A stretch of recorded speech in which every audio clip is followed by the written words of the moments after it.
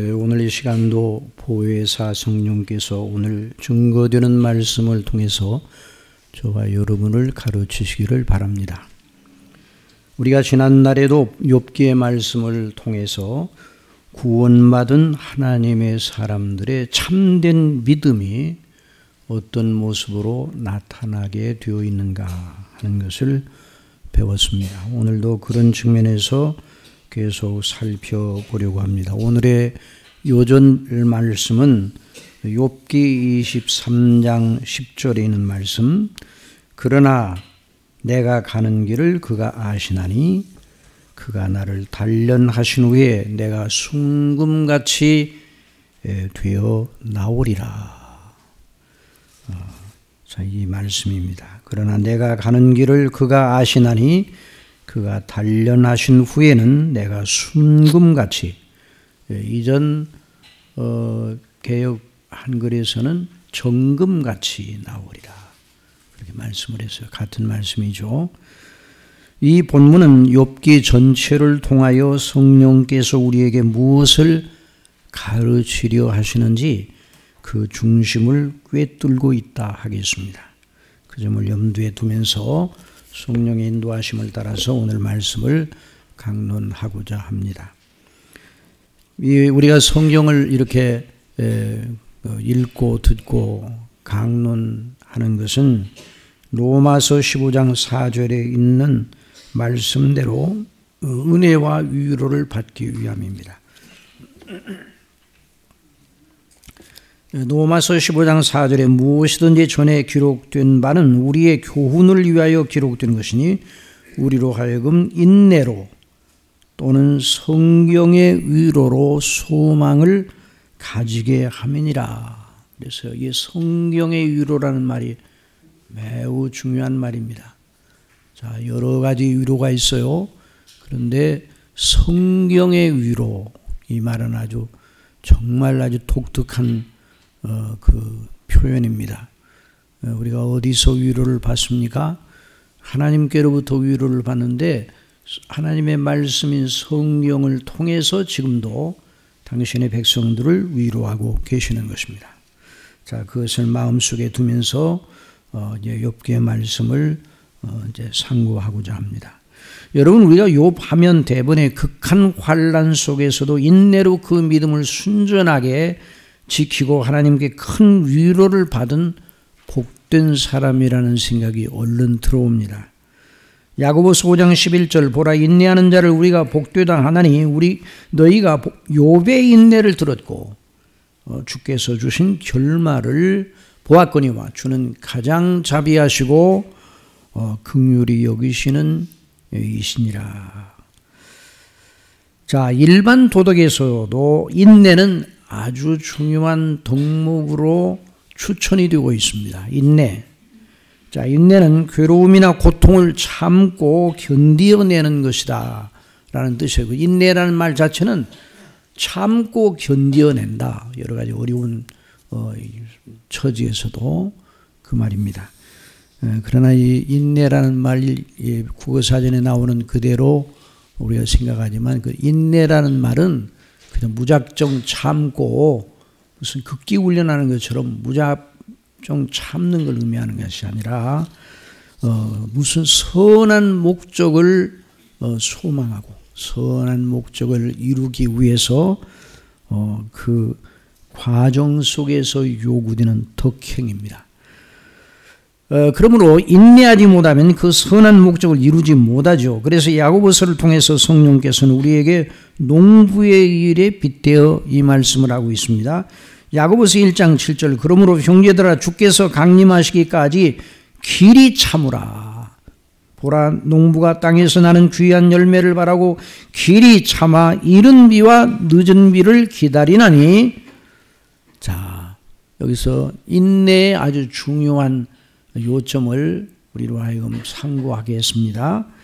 자, 일반적인 경우에서도 인내를 아주 크게 높이고 있는데 성경에서 말하는 인내는 일반 도덕에서 말하는 인내와는 아주 차원이 다릅니다. 일반인들이 가지는 소망과 그 목적이 우리와 다르기 때문입니다.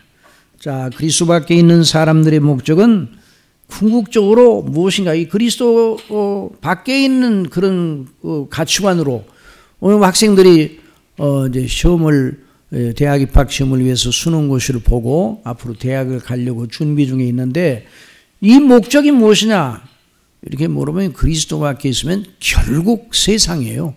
결국 이 땅에 사는 날 동안에 필요하고 좋은 것을 얻기 위한 목적을 가지고 공부도 하고 인내를 하는 거예요. 그러나 그리스도 안에 있는 우리는 그보다 더 큰 영원한 목적을 가지고 있죠. 자, 그래서 빌립보서 3장에서 사도 바울이 말합니다. 내가 이미 얻었다함도 아니요 온전히 이루었다함도 아니라 오직 내가 그리스도 예수께 잡힌 바 된 그것을 잡으려고 달려가노라. 형제들아, 나는 아직 내가 잡은 줄로 여기지 아니하고 오직 한 일, 즉 뒤에 있는 것은 잊어버리고 앞에 있는 것을 잡으려고. 우리 다 같이 한번 읽어봅시다. 표대를 향하여 그리스도 예수 안에서 하나님이 위에서 부르신 부름의 상을 위하여 달려가노라. 자, 이것이 바로 저와 여러분의 그 목적이요, 소망하는 바요. 우리가 이루려는, 우리가 달성하려는 놀라운 그 소망이죠. 선한 목적이죠. 그래서 골로새서 3장 1절 이하에 그러므로 너희가 그리스도와 함께 다시 살리심을 받았으면 위의 것을 찾으라. 위의 것, 하늘을 위의 것, 하나님께서 귀하게 여기시는 것을 찾으라. 거기는 그리스도께서 하나님 우편에 앉아 계시느니라. 위의 것을 생각하고 땅의 것을 생각하지 말라. 이는 너희가 죽었고 너희 생명이 그리스도와 함께 하나님 안에 감추어졌습니다. 우리 생명이신 그리스도께서 나타나실 그때 너희도 그와 함께 영광 중에 나타나리라. 이것이 그리스도인의 소망이요 목적입니다. 이 소망과 목적에 합당하게 그 삶의 과정 속에서 인내가 필요하다, 그 말입니다. 그래서 우리가 욥기를 통해서 바로 그 믿음의 인내를 배우는 거예요. 그런데 물론 이제 이 인내는 믿음의 인내라고 그러니까 구원에 필요한가, 이 구원의 조건으로서 인내를 말하는가, 그건 아니에요. 구원의 조건은 우리에게서 나는 어떤 것도 구원의 조건이 될 수 없어요. 우리에게서 나는 어떤 헌신과 섬김도 구원의 근거가 될 수가 없어요. 구원의 근거는 우리 주 예수 그리스도와 그 대속의 은혜밖에 없는 것이죠. 그러니까 이 믿음의 인내는 구원의 조건이 아니라 구원받아 약속된 영광의 소망을 가진 자가 그 소망을 향하여 나아가는 길목에서 요구되는 믿음의 덕행이에요. 믿음의 덕행. 그러니까 저와 여러분 예수 그리스도를 믿는다, 저와 여러분이 하나님의 자녀다, 그렇게 믿습니까? 저와 여러분이 구원을 받았죠? 영생을 얻었죠? 하나님 나라의 영원한 영광의 기업을 물려받게 되었죠? 여러분 그걸 확실히 믿습니까? 그렇다면 인내가 필요한 거예요. 인내, 믿음의 인내. 그래서 로마서 5장 1절에서 그러므로 우리가 믿음으로 의롭다 하심을 받았으니 우리 주 예수 그리스도로 말미암아 하나님과 화평을 누리자.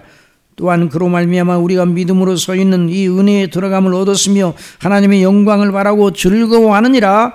하나님의 영광의 소망을 앞에다 두고 있다, 그 말이에요. 그 소망은 영광의 소망이에요. 그걸 바라보고 즐거워한다고 그랬어. 다만 이뿐 아니라 환난 중에도 즐거워하나니, 그 소망 때문에 환난을 즐거워한다는 것이 아니에요. 환난 중에도 즐거워하나니, 이는 환난은 인내를, 거기에 인내가 나오죠. 인내는 연단은 소망을 이루는 줄 알미로다. 그래서 이 욥기 전체는 참된 믿음과 그에 수반되는 인내에 대한 문제를 다루고 있다, 이렇게 말해도 됩니다. 그래서 욥기 1장 서두에서 욥기의 주제가 바로 그와 같다는 것을 보여주기 위해서 욥의 믿음을 사이에 두고 우리 하나님 아버지와 사단 사이에 줄다리기가 있는 것을 발견합니다. 욥기 1장 8절 여호와께서 사단에게 이르시되 네가 내 종 욥을 주의하여 보았느냐. 그와 같이 순전하고 정직하여 하나님을 경외하며 악에서 떠난 자는 세상에 없느니라. 한마디로 말하면 너 욥의 믿음을 보았느냐 그 말이에요. 욥이 나를 믿는 참된 믿음을 보았느냐.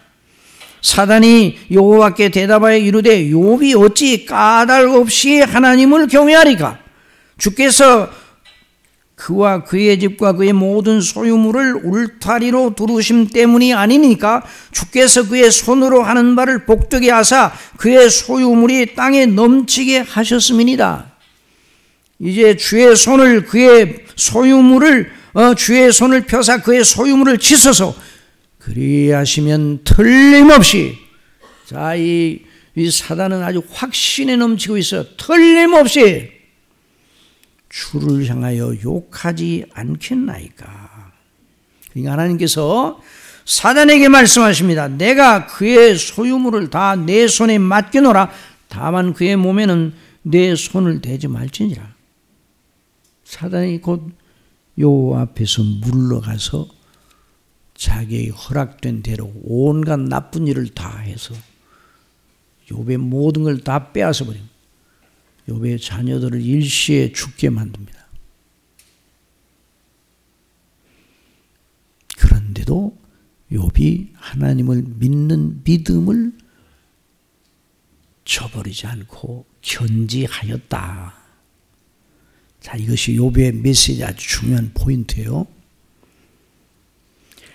자, 이런 시각을 가지고 이제 이 본문을 살펴봅니다.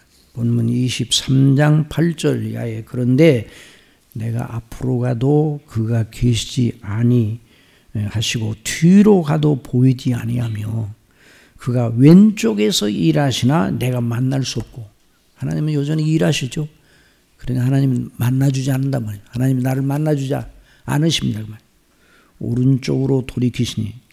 내가 만나고 싶어서 하나님의 역사를 알고 있기 때문에 하나님을 만나고 싶어 하나님을 불러도 하나님께서 응답하지 아니하시고 마치 싫어하는 사람을 피하여 가는 것처럼 그렇게 하신다. 자, 욥이 만난 시련은 외적으로 볼 때 어떻게 표현을 해야 좋을까요? 마치 영광의 왕관을 쓰고 백성들의 칭송을 온통 받던 그 임금님이 하루아침에 임금의 자리에서 쫓겨나서 알거지가 되어 헐벗고 몸을 긁고 앉아 온 백성으로부터 파렴치한 범죄자로 손가락을 당하고 있는 형국이에요.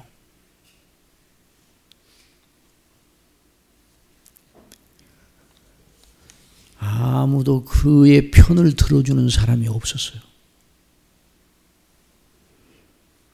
착하고 충실하던 10 자녀들도 하루아침에 졸지에 세상을 떠났어요. 그 많던 재물, 소떼, 양떼 다 날아가 버렸어요. 그의 몸이 종기투성이에요. 그래서 옷을 제대로 입을 수가 없어요. 옷을 입으면 스치고 쓰리고 아려서 그리고 너무 가려워서 또 기왓장으로 몸을 득득 긁고 있어요. 그의 아내도 그의 숨소리, 호흡하는 소리 이를 싫어하였다고 그랬어요. 그의 아내도 그의 편이 아니었어요. 욥기 2장 8절에 욥이 제 가운데 앉아서 질그릇 조각을 가져다가 몸을 긁고 있더니 그의 아내가 그에게 이르되 당신이 그래도 자기의 온전함을 굳게 지키느냐? 하나님을 욕하고 죽으라. 하나님을 욕하고 죽으세요. 언제까지 그 순전을 지켜요? 죽어요. 그냥 죽어. 하나님 욕하고.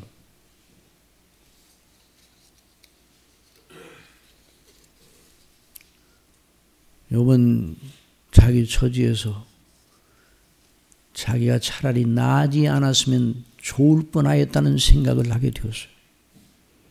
욥기 3장 1절에 그 후에 욥이 입을 열어 자기의 생일을 저주하니라. 욥이 입을 열어 이르되 내가 낳은 날이 멸망하였더라면 산에 아이를 베었다 하던 그 밤도 그러하였더라면 그날이 캄캄하였더라면 하나님이 위에서 돌아보지 아니하셨더라면 빛도 그날을 비추지 않았더라면 나지 않았으면 더 좋을 뻔하였다.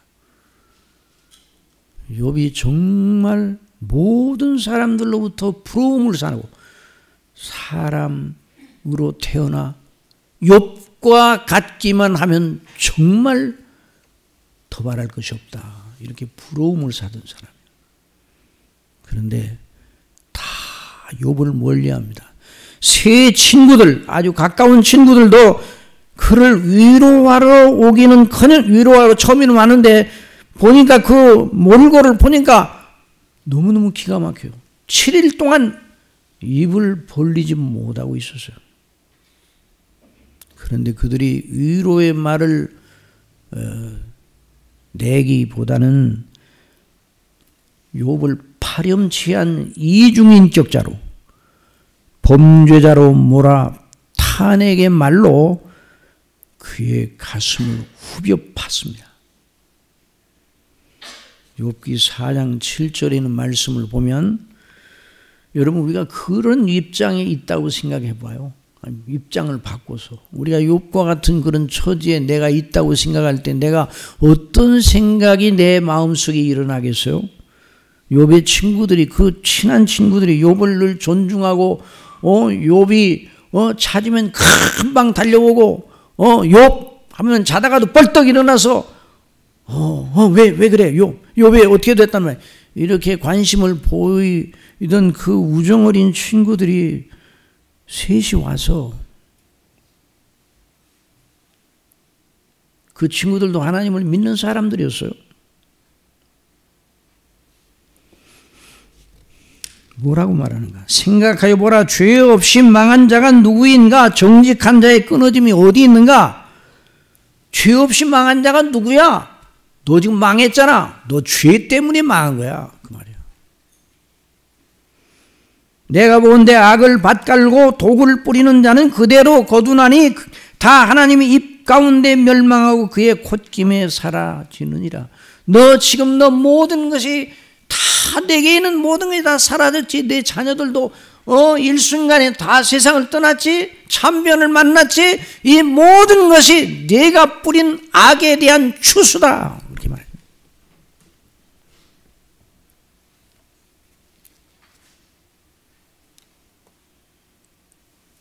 이 말씀 속에 뭐라고 말하고 있다고요? 이 세 친구들이 욥아, 우리가 이제까지 너를 하나님을 경외하는 착한 사람으로 보았는데 그게 아니구만. 널 세세히 하시는 하나님께서 악을 뿌린 네 악한 소행의 열매를 추수하게 한 거야. 저와 여러분이 그런 입장에 있다면 어떻게 그런 말을 받겠어요? 그런데 욥에게 있어서 이런 사람들의 자세, 사람들이 자기를 향하여 가지는 그런 그 자세, 자기 아내가 자기를 향하여 가지는 그 여러 가지 그 마음가짐, 이런 것보다 더 견디기 힘든 것이 있었어요. 그건 무엇입니까? 자기가 믿는 하나님께서 자기에게 얼굴을 감추시고 어디 계시는지 아무 말씀도 안 하시고 가까이 가려고 하면 하나님께 가까이 나가려면 피해 달아나는 것처럼 얼굴을 돌리시는 것 같은 모습이에요. 이게 욥에게는 다른 모든 짐보다 더 무거운 짐이었어요. 참을 수가 없어. 다른 모든 짐보다. 다른 건 참아낼 수가 있어요. 여러분 모든 사람이 다 저와 여러분을 조롱하고 흉보고 다 뭐한다 할지라도 하나님께서 미소 띈 얼굴을 우리에게 보이신다면 모든 걸 극복할 수가 있어요. 어린아이가 여러 가지 어려운 상황에서 막 울고 그래도 엄마의 웃는 얼굴이 보이면 금방 울음을 꽂힙니다. 얼굴이 눈물투성인데도 금방 울음을 그치고 금방 입에서 해하는 웃음이 나와요. 근데 우리 영혼도 마찬가지예요. 하나님께로부터 오는 그 빛, 하나님께서 어미하시고 정말 두려우신 분이지만, 거룩하신 분이지만 그분이 우리의 연약을 바라보시고 조롱하지 아니하십니다. 그분이 우리에게 위로하시, 다른 세상은 다 우리를 향하여 손가락질해도 그분은 끝까지 저와 여러분을 조롱하지 않으셔요. 우리 연약을 보더라도 조롱하지 않으셔요. 너 그럴 줄 알았어. 그건 잘 됐다, 싸다. 이런 말은 하나님께서 하시지 않습니다. 하나님이 책망을 하시기는 하더라도 언제나 책망 속에도 위로를 주시고 징계 가운데도 언제나 자비한 얼굴을 감추지 아니하십니다. 그런데 욥이 그 당시 당했던 그 형국은 그런 하나님의 얼굴이 보이지 않습니다. 아까 우리 읽은 말씀대로 그가 왼쪽에 계신가 해서 나아가면 오른쪽으로 얼굴을 돌리셔요. 그와 같은 형국이에요. 천사를 통해서 말씀을 보내시고 어떤 하나님을 잘 믿는 사람을 통해 말씀을 보내시면서 그 말씀을 붙잡고 자기를 위로하는 말이 하나도 없어요. 하나님께로부터 오는 말씀이 없어요. 은택이 없어 보여요. 도리어 하나님께서 원수 대하듯이 복수하시듯이 그의 가문을 절단내셨어요. 그를 땅바닥에 내동댕이 치시는 것 같았습니다. 그래서 이 욥기 23장 8절에 그런데 내가 앞으로 가도 그가 아니 계시고 뒤로 가도 보이지 아니하며 그가 왼쪽에서 일하시나 내가 만날 수 없고 그가 오른쪽으로 돌이키시나 배울 수 없구나. 30장 21절에서는 주께서 돌이켜 내게 잔혹하게 하시고, 이게 참기 힘든 거예요. 이게 참기 잔혹하게 하시고 힘 있는 손으로 나를 대적하시나요. 나를 바람 위에 들어 불려가게 하시며 무서운 힘으로 나를 던져버리시나이다. 욥이 느끼기에 그런 정황이에요. 지금 이게 욥이 만난 이 시련의 무게는 사람이 도저히 감당할 수가 없어요. 이런 욥의 정황을 하나님도 보고 계시고 사탄도 보고 있어요.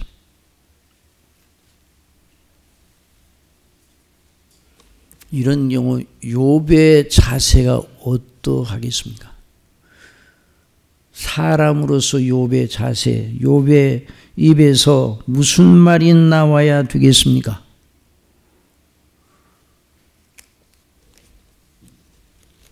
인문학의 차원에서 욥이 할 말을 만들어낸다면, 사람의 수준에서 욥의 할 말을, 이런 정황 속에 욥의 할 말을 만들어낸다면, 아니 저와 여러분이 이런 상황에 처했다 할 때 우리 입에서 금방 나오기 쉬운 말이 뭐겠습니까? 하나님, 이런 상황 속에 제가 하나님께 드릴 마지막 말씀은 이것입니다. 사람이 나를 대적하는 건 참을 수 있어도 하나님께서 나를 대적하시니 더 이상 내게 소망이 없습니다. 슬픔 중에 있는 저를 더 이상 놀리지 마시고 놀랍게 하지 마시고 제 영혼을 거두어 가세요. 이제 주께서 제게 하고 싶으신 대로 하세요. 그러나 오늘 이 시간으로 하나님을 경외하고 믿고 신뢰하고 사랑하고 순종하는 일은 오늘로 끝입니다. 이것으로 끝내겠습니다. 하나님과 나와의 관계는 이것이 끝입니다. 이런 말이 툭 튀어나와야 하지 않겠어요? 저와 여러분 같으면 그런 말이 안 나오겠어요? 저와 여러분이 지금 현재 믿음의 상태에서 그런 욥의 자리에 있다면 그런 말이 툭 튀어나오지 않겠어요? 하나님도 무심하시지. 모든 걸 다 하나님 다 아실 텐데 어찌 우리를 이대로 놔두시는가? 이제까지 하나님을 믿어왔지만 오늘로 믿음을 정돈해야 되겠다. 이런 생각이 팍 들어올 수가 있다. 사탄이 욥의 입에서 그 말이 나오기를 고대하고 있었어. 아니 그 말이 틀림없이 나올 거라고 확신하고 있었어요. 사탄이. 그리고 그 말이 나오면 그 말을 받아가지고 욥을 참수하고 하나님께 향하여 희죽거리며 보셨죠 하나님? 내가 뭐라고 그러겠어? 이렇게 말했을 거 아니에요? 그 악독한 얼굴로, 선을 행할 줄 모르는 악한 얼굴로 하나님을 향하여 대적하며 하나님을 당혹해라 해도 할 듯이 달려들지 않았겠어요? 에덴 동산에서 첫사람 아담과 하와를 유혹하여 하나님을 거역하게 하던 그 날 악한 사단은 궁극적으로 하나님을 대항하여 거슬러 이기는 양 의기양양하지 않았겠어요? 그러니까 하나님께서 여자의 후손을 통해 내 후손의 머리를, 내 정수리를 칠 것이라고 약속하셨어요. 사랑하시는 성도 여러분, 그러나 욥의 입에서 정말 이상하게, 정말 기이하게, 정말 앞뒤가 맞지 않게, 정말 인문학은 도저히 따라잡을 수 없는 사람의 철학과 문학과 모든 걸 다 동원해도 따라잡을 수 없는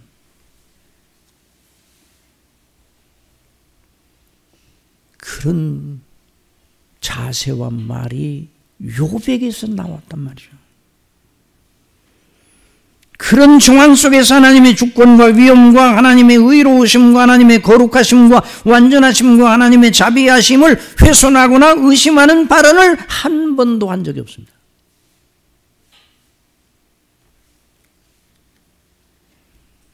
그래서 사단 마귀의 확신은 수포로 돌아갔어요.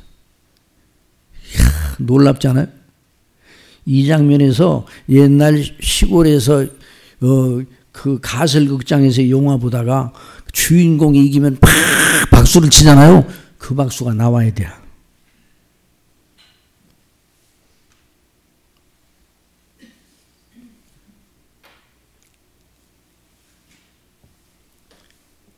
욥이 1장 20절에 욥이 일어나 겉옷을 찢고 자기 아들들이 다 죽었어요. 다 날아가 버렸어요. 머리털을 밀고 땅에 엎드려 예배하며, 이 대목이 정말 놀라워요. 경배하며 이르되 내가 모태에서 알몸으로 나왔사온즉 또한 알몸이 그리로 돌아가올지라 주신 이도 여호와시오 거두신 이도 여호와시니 여호와의 이름이 찬송을 받으실지니라. 그런 가운데 찬송을 해요. 이 모든 일에 욥이 범죄하지 아니하고 하나님을 향하여 원망하지 아니하니라. 욥이 제 가운데 앉아서 욥기 2장에서는 이제 욥이 더 심하게 다른 재산 자녀 다 없어진 말, 자기 몸은 건강했었는데 다시 사단이 치니 온 몸에 성한 데가 없이 질그릇 조각을 가지고 몸을 긁고 있을 때 거기 욥이 제 가운데 앉아서 질그릇 조각을 가져다가 몸을 긁고 있더니 그의 아내가 그에게 이르되 당신이 그래도 자기의 온전함을 굳게 지키느냐 하나님을 욕하고 죽으라. 그가 이르되 우리 다 같이 한번 읽어봅시다. 시작. 그대의 말이 참 어리석은 여자와 말 같도다. 우리가 하나님께 복을 받았은즉 화도 받지 아니하겠느냐 하고 이 모든 일에 욥이 입술로 범죄하지 아니하니라. 대체 그 사람이 무슨 대접을 하나님께 받았길래, 대체 욥이 하나님께 무슨 은덕을 입었길래 이렇게 하나님을 배반하지 아니하고 이렇게 하나님이 그 욥에게 모질게 구시는 것처럼 보이는데도 그렇게 순전을 지키는지. 하나님 모든 걸 주시기도 하시고 거두시기도 하시는 하나님인데 하나님께서 욥에게 아름다운 열 자녀를 주셨고 산업에 번성케 하여 산을 두르게 하시더니 그 모든 걸 다 몽땅 또 욥과 상의도 안 하시고 욥의 동의도 없이 몽땅 다 하루아침에 거두어가셨어요. 하나님의 행사가 일관성이 없어 보여요. 주셨다가 뺏어도 서서히 뺐지 어떻게 그렇게 빨리 뺐어요. 이렇게 생각할 수 있단 말이에요.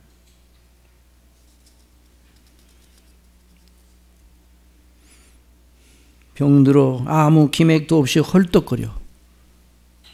그의 호흡을 아무도 좋아할 사람이 없을 정도로 헐떡거리고 있는. 그런데 하나님을 믿는 그 믿음에는 변함이 없어요. 사단이 말했어요.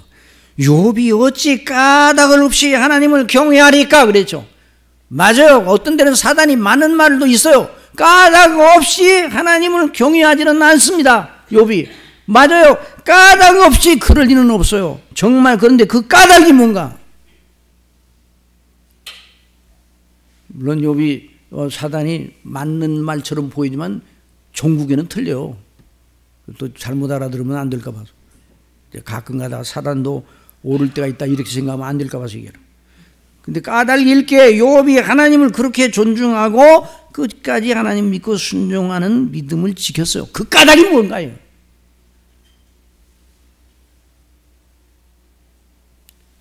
우리가 까닭 없이 하나님을 믿고 하나님을 경외합니까? 까닭이 있기 때문에 그런 거 아니에요?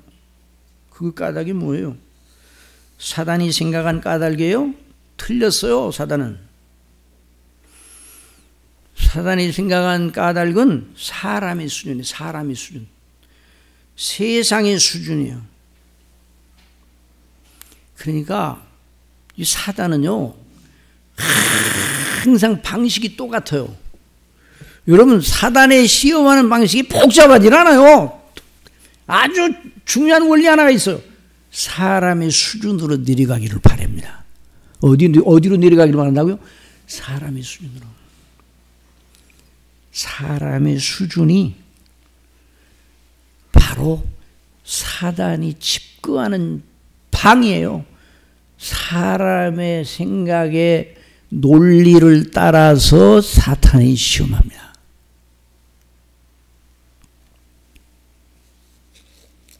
그런데 욥은 사람의 수준을 따라서 하지 아니하고 하나님의 논리를 따라서, 하나님의 수준을 따라. 한번 더 합시다. 하나님의 논리, 하나님의 수준, 이것이 구원신앙의 절대적인 요점이에요. 마귀는 항상 하나가 모자랍니다. 요한계시록 13장 18절 지혜가 여기 있으니 총명한 자는 그 짐승의 수를 세어보라. 그것은 사람의 수니 그의 수는 666이라. 뭐 그래가지고 요 대목을 가지고 뭐 컴퓨터에 무슨 숫자가 뭐니까 컴퓨터 쓰지 말라고 또 옛날에 하던 사람이 있어. 성경에서 그걸 그렇게 하면 안 되는 거예요. 여기서만 666은 먼저 우리 목사님 통해서 들었던 대로 완전수가 7인데 666 하나가 모자라. 하나가. 그러니까 많이 모자랍니까? 아주 모자랍니까?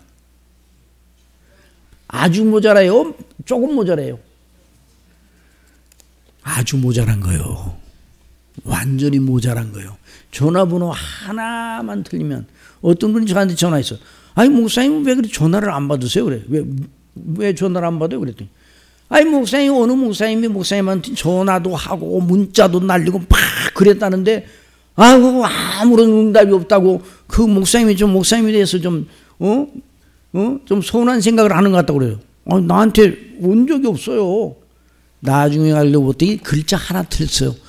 제가 마지막 번호가 4자인데 5자로 알고 있었어. 다 틀린 거예요. 그러니까 사단의 행사는 일리 있어 보이나 다 틀린 거예요.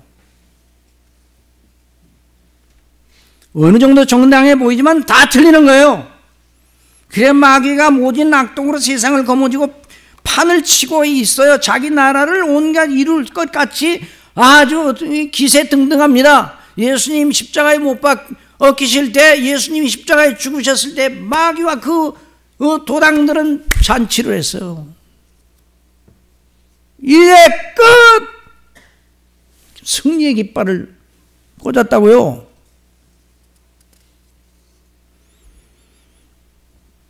그러나 하나가 모자래요. 다 모자란 거예요. 마지막 날 악한 천사, 그 마귀와 그 졸개들인 악한 천사와 회개하지는 않는 모든 자들이 심판을 받아 불못에 던져져요. 하나님의 공의의 진노가 불끓는 불못에 영원한 지옥 형벌을 받게 되는 거예요. 사랑하시는 성도 여러분, 우리 믿음이, 저와 여러분의 믿음이 사람 수준, 사람의 수준이면 멸망받아요. 심판 때 몸과 영혼이 다 마귀와 함께 불못에 들어간단 말이죠. 그런데 욥은 사람의 수준으로 내려가지 않고 항상 알파와 오메가 되신 하나님으로 시작해서 하나님으로 끝났습니다. 욥이 어떻게 그런 사람이 되었죠? 아니 무슨 까닭에 욥이 그런 사람이 되었냐고요? 나면서부터 본성이 남보다 달랐습니까? 결코 아니에요.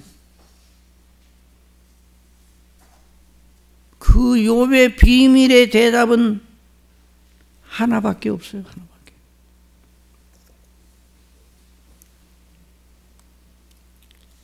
그가 그리스도 안에서, 한 따라서 그리스도 안에서 구원받았다. 이게 그 욥의 비밀이었어요.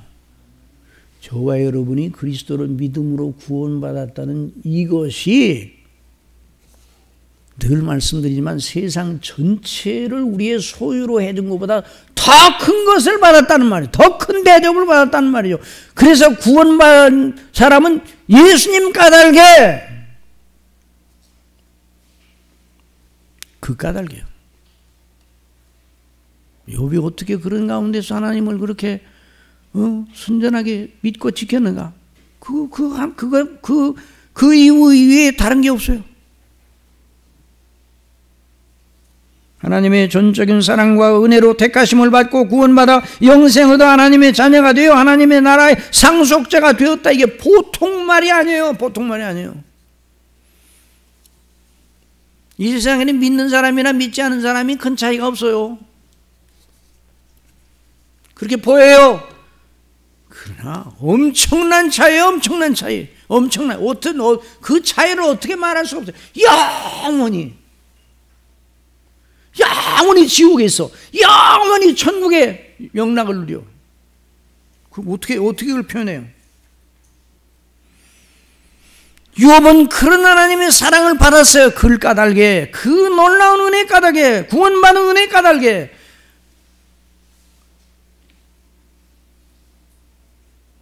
그 모든 시련 속에서도 이길 수 있었어요. 다시 말하면 그 욥은 참된 구원신앙으로 구원의 교리의 요새 안에 숨어 있었어요. 한번 따라해서 구원의 교리의 요새.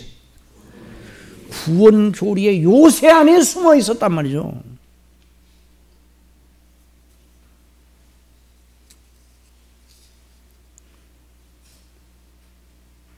요한 1서 5장 4절에 무릇 하나님께로부터 난 자마다 세상을 이기느니라. 세상을 이기는 승리는 이것이니 우리의 믿음이니라. 이게 다 통하는 거예요. 욥이나 아브라함이나 다니엘이나 다윗이나 사도 바울이나 저나 여러분이나 다 같은 동일한 믿음을 받은 거예요. 그러므로 복음의 은혜, 구원받은 놀라운 은혜, 하나님의 사랑이 바로 그 사랑 아니에요? 하나님이 그렇게 욥이 이런 상황에서 하나님이 너를 사랑한다고 생각하느냐 이렇게 질문을 던지면, 글쎄 내 요즘 당하는 일을 보면 하나님이 나를 사랑한다는 그 생각을 바꿔야 되겠어 이렇게 말했겠어. 그렇게 아니란 말이에요. 하나님의 사랑이 어디에 나타났습니까? 누구에게 나타났어요? 그리스도 안에요. 그리스도 안에 나타났어요. 우리가 아직 죄인 되었을 때 그리스도께서 우리를 위하여 죽으심으로 하나님께서 우리에 대한 자기의 사랑을 확증하셨다고 그랬어요. 그러니까 그 요새 안에 있으니까 다 가져가도 다 빼앗겨도 그건 조금 욥이 생각할 때 그 받은 은혜를 생각할 때 그까지 문제가 아니에요. 여전히 욥은 빼앗겼습니까? 빼앗기지 않았습니까? 빼앗기지 않았어요. 다 빼앗겼으나 빼앗기지 않았어요. 뭐를 빼앗기지 않았다고요? 하나님의 나라를 빼앗기지 않았어요. 구원의 영광을 빼앗기지 않았어요. 하나님과 영원한 교통의 권리, 하나님의 자녀가 되는 권리를 빼앗기지 않았어요. 그러니까 욥이 다 알거지가 된 게 아니에요. 여전히 영적으로. 욥은 여전히 그리스도 안에서 부요한 자였습니다. 처음부터 끝까지 우리의 구원의 은혜는 바로 그 복음의 진리 속에 있습니다. 성령께서 말씀을 보내셔 듣게 하심으로 믿음을 처음 가지게 하셨죠. 로마서 10장 17절에 그러므로 믿음은 들음에서 나며 들음은 그리스도의 말씀으로 말미암았느니라. 그 이후 계속 하나님 아버지께서 저와 여러분을 얼마나 대우하셔요. 하나님의 자녀로 그 영원전부터 우리를 사랑하시고 사랑 가운데 우리를 택하셨다고 그랬어요. 의무감으로 택하신 게 아니에요. 사랑 가운데. 저와 여러분이 뭐가 쓸모가 있어서, 저와 여러분은 저와 여러분 그 자체로 보면 아무짝에도 쓸모고 지옥에다 던져가지고 영원히 불 속의 고통을 당해야 마땅한 저와 여러분 그렇게 생각합니까? 저와 여러분 자신을 그렇게 생각하냐고요? 어떤 분은 그래요. 아이고 저 사람은 조금만 은혜를 받아도 큰 믿음을 가질 때. 그런 거 없어요. 모두 다 0점이에요. 몇 점이라고요? 다 0점이에요. 그러니 이 욥은 우리가 예수 그리스도 안에서 구원받은 것처럼 똑같은 구원을 받았어요. 요한복음 14장 6절에 예수께서 이르시되 내가 곧 길이요 진리요 생명이 나로 말미암지 않고는 아버지께로 올 자가 없느니라. 다른 이로서는 또 구원을 얻을 수 없나니 천하 사람 중에 구원을 받을 만한 다른 이름을 우리에게 주신 일이 없습니다. 욥의 시대에도 마찬가지예요. 4,000년 전에 욥의 시대에도 마찬가지예요. 구주는 그리스도밖에 없는 것입니다. 욥이 그리스도 안에서 하나님께 영생을 얻은 상태에서 시련을 만난 거예요. 시련을 통과하여 영생을 얻은 게 아니에요. 영생을 얻은 상태에서 시련을 만난 거예요.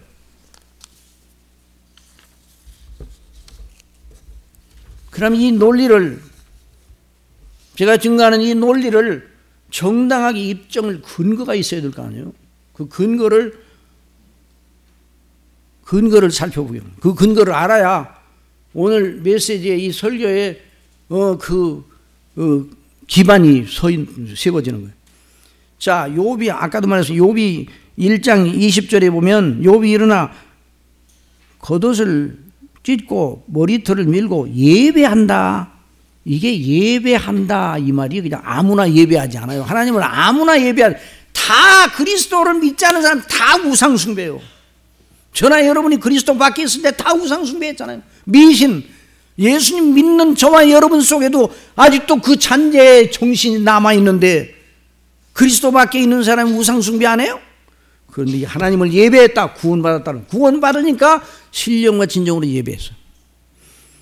또 이르되 내가 못해서 알몸으로 나왔은즉 모든 또한 알몸이 그리로 돌아갈죠. 주신 이도 여호와시오 거두신 이도 여호와시냐. 하나님이 주권을 높였어요. 하나님의 주권을 높여, 누가 하나님이 계신 것도 모르는데 하나님의 주권을 갖다 높여요? 구원받은 사람밖에는 하나님의 주권을 높이는 자가 없어요. 여호와의 이름이 찬송을 받을지어다. 하나님을 찬송할 자는 구원받은 사람밖에 없어요. 그러니까 그분 구원 받았어요, 안 받았어요? 구원 받았어요. 구원의 영광 가운데 있었어요. 영생 얻었어요. 이 세상에 사는 목적은 이 세상이 아니에요. 영원한 아버지의 뜻이 이루어지는 걸. 이사야 43장 1절에 보면 야곱아 너를 창조하신 여호와께서 지금 말씀하시는 이스라엘아 너를 지으신 이가 말씀하시느니라. 너는 두려워하지 말라. 내가 너를 구속하였고 내가 너를 지명하여 불렀나니 너는 내 것이라. 욥이 이 내가 너를 구속하였다 요 속에 들어있었어요. 욥이. 저와 여러분도 이 속에 들어있는 겁니다. 여러분 믿습니까? 그러니까 우리가 기뻐해야 돼요. 우리가 어떤 경우에도 하나님을 믿는 믿음에서 조금도 약화되면 안 된다 이 말이죠. 그리고 43년 7절에 내 이름으로 불러진 이는 모든 자고 내가 내 영광을 위하여 창조한 자를 오게 하라. 그를 내가 지었고 그를 내가 만들었느니라. 영광을 위하여. 그러니까 구원받은 사람만 하나님의 영광을 위하여, 그 사람이 영원토록 살아가지고 하나님의 영광을, 저와 여러분이 영원토록 하나님의 영광을 찬미할 자로 세움을 받았단 말이에요. 이 백성은 내가 나를 위하여 지었나니 나를 찬송하게 하려 함이라. 구원받지 못한 사람은 하나님이 계신지도 몰라요. 아버지께 참되게 예배하는 자들은 영과 진리로 예배할 때가 오느니 곧 이때라. 아버지께서는 자기에게 이렇게 예배하는 자들을 찾으시네. 그리고 거기 욥기 1장 1절에서 5절까지 보면 늘 예배를 했어요. 자녀들 불러다가 생일을 만나면 다 같이 생일 잔치를 하고 나서 갈 때 그냥 보내지 않고 예배를 드리고 보냈다 이 말이죠. 제사를 드리고. 하나님 앞에 범죄했을까? 누가 이런 자세를 가져요? 구원받은 사람밖에 없어요. 그리고 이 욥은 대속주를 믿었어요. 욥기 19장 25절에 있는 말씀, 자, 다 같이 한번 읽어보세요. 자, 욥기 19장 25절 시작. 내가 알기에는 나의 대속자가 살아 계시니 마침내 그가 땅 위에 서실 것이라. 그리스도를 믿고 있었어. 나의 대속자가 반드시 오실 것이다. 아브라함과 같은 믿음을 가지고 있어요. 아브라함의 시대에 아브라함만 믿은 게 아니에요. 여러 믿는 사람들이 있었어요. 성경에 기록되지 않았지만 내 가족이 벗김을 당한 뒤에도 내가 육체 밖에서 하나님을 배우리라. 이거 구원신앙 아니에요? 내가 그를 오리니 내 눈으로 그를 보기를 낯선 사람처럼 하지 않을 것이며 내 마음이 초조하구나. 빨리 가고 싶어. 초조해. 여러분 우리가 하나님을 만났을 때 낯선 분 만나는 것처럼 만납니까? 예수님의 얼굴이 낯설어요? 하늘나라. 그 사람은요, 그런 사람은 천국에 못 들어가요.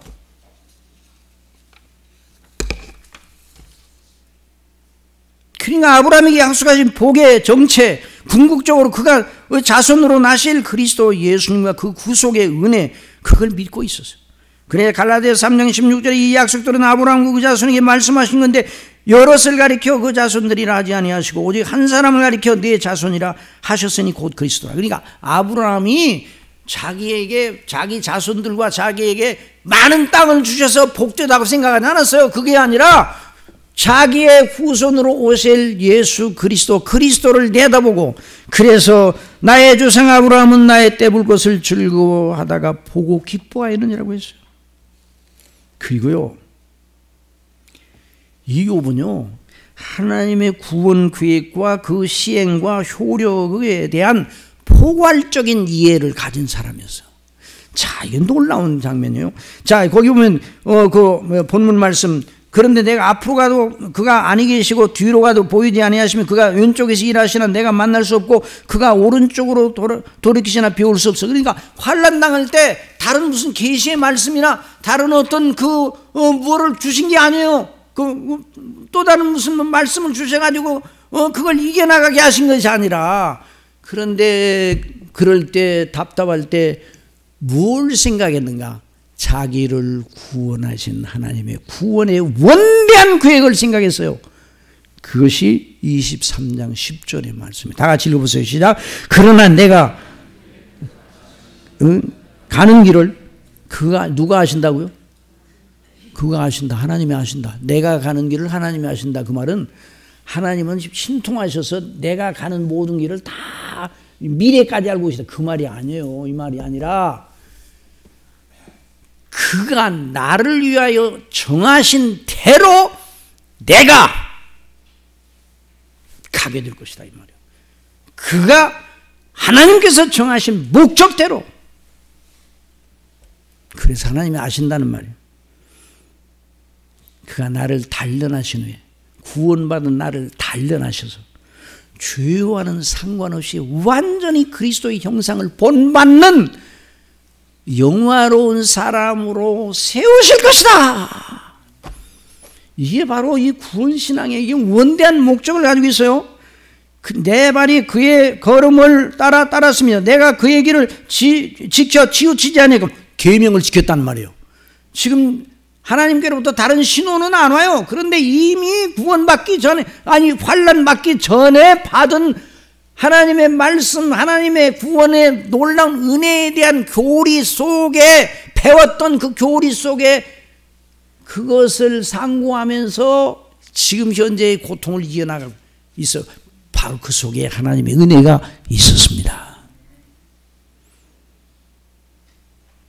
그러면서 23장 13절 다 같이 보세요. 시작. 그는 뜻이 일정하시니 누가 능히 돌이키지. 그의 마음에 하시고자 하시는 것이면 그것을 행하시나니. 14절. 그런즉 내게 작정하신 것을 이루실 것이라. 구원계획을 이루신다 그 말이에요.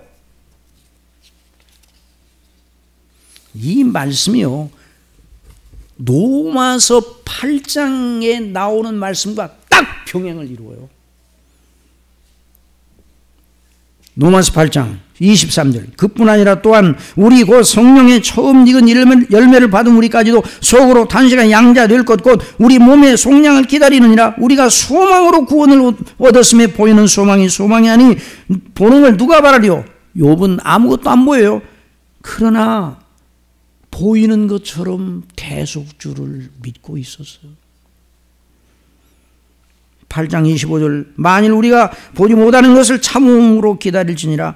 29절 다 같이 읽읍시다. 하나님이 미리 아신 자들을 또한 그 아들의 형상을 본받게 하기 위하여 미리 정하셨으니 이는 그로 많은 형제 중에서 맏아들이 되게 하려 하심이니라. 또 미리 정하신 그들을 또한 부르시고 부르신 그들을 또한 의롭다 하신 그들을 또한 영화롭게 하셨느니라. 이 말씀과 그러나 내가 가는 길을 그가 아시나니 그가 나를 단련하신 후에 내가 순금같이 되어 나오리라는 말씀과 딱 병행을 이루는 거예요.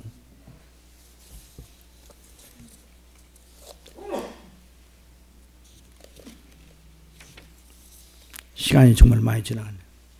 어떻게 빨리 지나가는지 몰라요. 하나님의 구원의 은혜의 영광 속에, 그러니까 여러분 믿음의 교리, 성경이 말하는 대로 복음의 말씀 교리를 제대로 알아야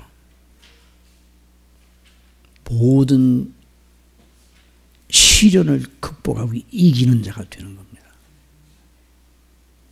성경 교리, 따라서 성경 교리, 복음의 진리, 그의 안에 견고히 서는 자가 구원받은 자예요.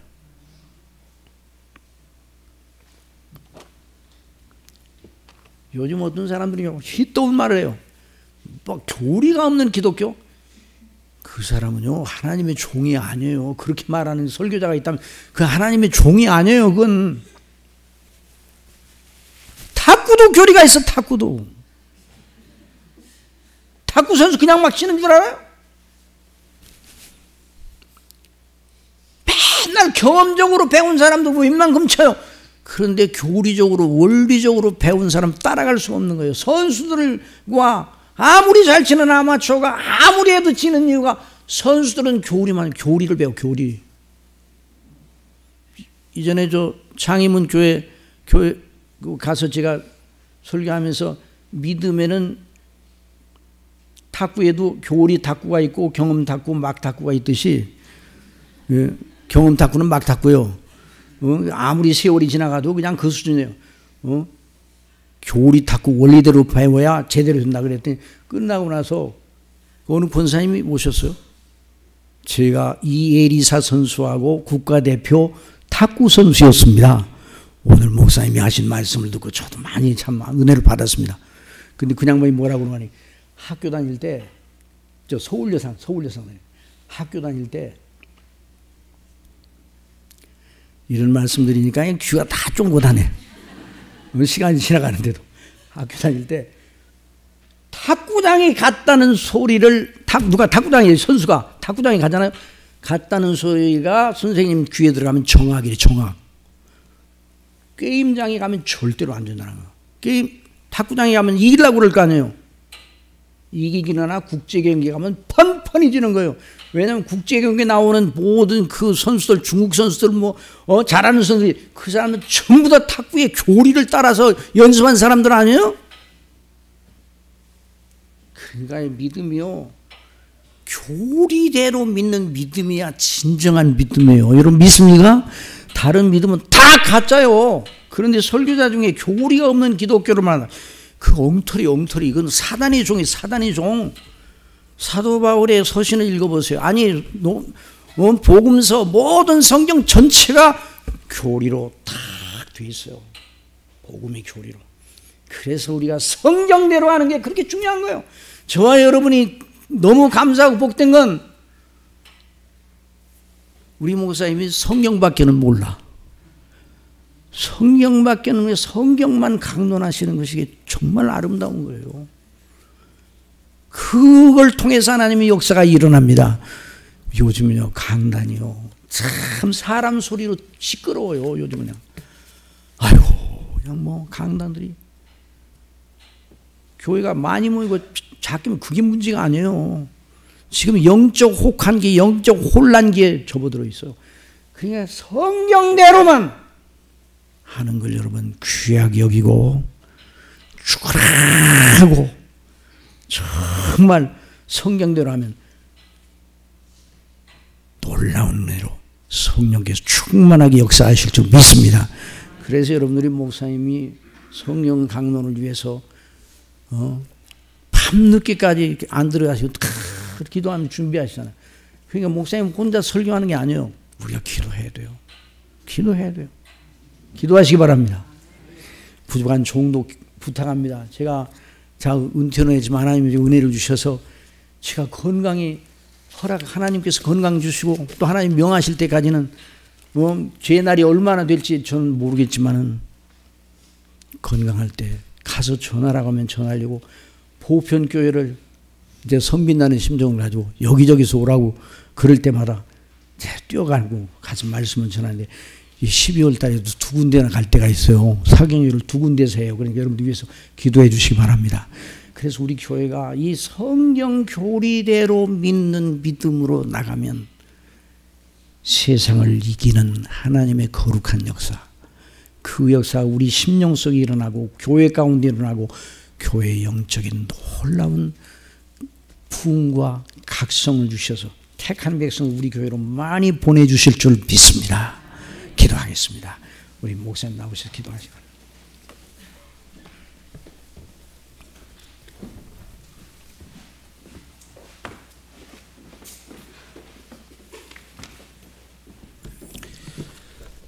네, 우리 귀한 말씀 함께 들었는데요. 우리 기도드리겠습니다. 구원받은 욥은 환난과 시련 가운데서도 믿음의 인내를 지켰습니다. 그 믿음의 인내는 그냥 막 고통 가운데 그냥 단순히 참고 이겨내는 것이 아니라 하나님께서 약속하신 구원의 약속이 이루어지기까지 하늘 소망을 가지고 기쁨으로 하나님을 찬미하며 이겨내는 것인데요. 바로 예수님 안에서 우리가 구원을 받았기 때문이죠. 이 구원 교리에 견고히 서서 오늘 내게 직면한 이런 환난과 모든 어려움도 능히 이기게 하시고, 이것이 과정이요, 궁극적으로는 그리스도 앞에 예수님 닮은 자로 하나님 앞에 세우실 그 영광의 뜻을 이 땅에서도 이루어 주시고 하늘에서는 완전히 이루어질 것인데 이 소망을 따라 우리 성도들 모두가 무장되는 놀라운 은혜 부어주시기를 원합니다. 우리 간절히 통성으로 같이 기도하겠습니다. 사랑하시는 아버지 하나님, 오늘도 귀한 말씀 우리에게 허락해 주시니 감사를 드립니다. 구원받은 욥이 여러 가지 환난과 시련과 어려움을 만났지만, 그러나 정말 하나님 정말 왜 이러십니까? 더 이상 하나님을 섬길 수가 없습니다 라고 말할 수밖에 없는 인간적인 큰 고난, 아버지 하나님 재산을 다 잃었고 자녀가 다 죽었고 자기 몸에 질병이 찾아와 모든 사람이 저주하고 하나님을 저주하고 죽으라 말하는 그 순간에서도 믿음의 순전을 지킬 수 있는 이유가 무엇이었습니까? 그가 받은 구원의 은혜였습니다. 하나님 아버지, 오늘 우리에게도 이 놀라운 구원의 은혜와 영광으로 충만케 하사 하나님이 베푸신 구원이 얼마나 큰가, 예수님 안에서 우리에게 베푸신 구원이 얼마나 크고 영광스러운가, 이 구원이 장차 하늘에서 이루어질 그 영광의 나라를 우리 모두가 소망하고 바라보게 하여 주시기를 원하옵고, 아버지 하나님, 하루하루 모든 어려움과 고난 속에서도 주님이 우리에게 베풀어 주신 사랑과 은혜, 장차 우리에게 이루실 그 영광을 바라보고 기뻐하며 즐거워하며 참여하며 순례길을 살아가는 정말 믿음으로 인내하고 믿음으로 영광을 돌리는 복된 자녀의 삶이 되도록 은혜와 긍휼로 주장하여 주시옵소서. 이 모든 말씀 우리 구주 예수님의 이름으로 기도드리옵나이다. 아멘.